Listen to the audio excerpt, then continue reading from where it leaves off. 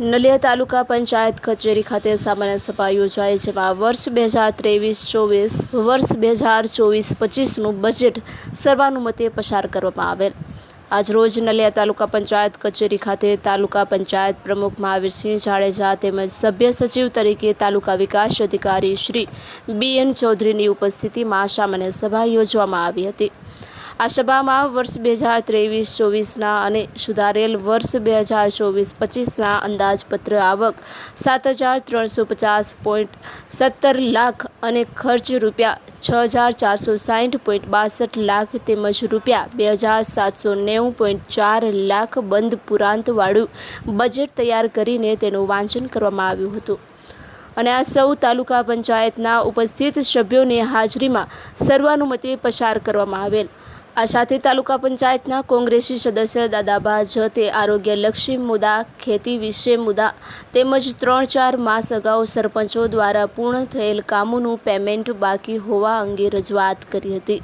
સાથે અન્ય સભ્યોએ શૌચાલયના કામો, નલિયા ગામે ગટરના કામો, નવા બાકી રહેલા આંગણવાડીના કામોની ચર્ચા કરી હતી।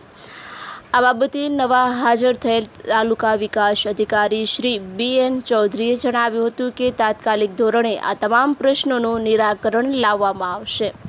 આ સભામાં તાલુકા પ્રમુખ મહાવીરસિંહ જાડેજા, ઉપપ્રમુખ રમીલાબેન ગજરા, કારોબારી ચેરમેન જયેન્દ્રસિંહ જાડેજા, સામાજિક ન્યાય સમિતિ ચેરમેન શિવજીભાઈ મહેશ્વરી તેમજ તાલુકા સદસ્યોમાં મહાવીરસિંહ જાડેજા, સંગીતાબેન ગોસાઈ, ઇબ્રાહીમ વાઘેર, હુરબાઈ માજોઠી, નિર્મલાબેન ગોસાઈ, શાંતાબેન પટેલ, દાદાબા જત, તેજભાઈ લાખાકે, જેનાબાઈ સહિત સરકારી અધિકારીઓમાં હિસાબી અધિકારી આરતીબેન, વિસ્તરણ અધિકારી ભાણજીભા સોઢા ઉપસ્થિત રહ્યા હતા। સમગ્ર કાર્યક્રમનું સંચાલન અને આભાર વિધિ તાલુકા વિસ્તરણ અધિકારી હર્ષદ પટેલ દ્વારા કરવામાં આવી હતી। અબડાસા તાલુકા પંચાયતનું 23-24નું સુધારેલ અને 24-25નું આગામી બજેટ માટે કરી અને સામાન્ય સભા બોલાવવામાં આવેલી હતી, જેની અંદર 24-25ની સંભવિત આવક 73.50 લાખ અને જેની સામે સંભવિત ખર્ચ 24-25નો 64 કરોડ ને 60 લાખ સાથે 27 કરોડ અને 90 લાખની પૂરણ સાથેનું બજેટ સર્વાનુમતે મંજૂર કરવામાં આવેલું। આપણા હમણાં મદદનીશ જે ઇજનેર છે આપણા અહીંયા એસઓ, એમની ટ્રાન્સફર થઈ છે અને નવા અમને DDO સાહેબે નિમણૂક આપી છે જે ચાર્જમાં છે, એટલે એમણે ચાર્જ સંભાળી લીધો છે, એટલે શોર્ટ ટાઈમની અંદર બધું પૂરું થશે। હું મારી કક્ષાએથી બી ફોલોઅપ કરી રહ્યો છું। આ બાબતે તાલુકા પંચાયતમાં સભાખંડની અંદર સામાન્ય સભા ખાસ ભરવામાં આવી, બજેટ રજૂ કરવામાં આવ્યું અને સર્વાનુમતે 18માંથી 16 સભ્યો હાજર હતા અને સર્વાનુમતે ભારતીય જનતા પાર્ટીની તાલુકા પંચાયતના બજેટને સર્વાનુમતે ટેકો આપી અને બજેટ પાસ કરવામાં આવ્યું।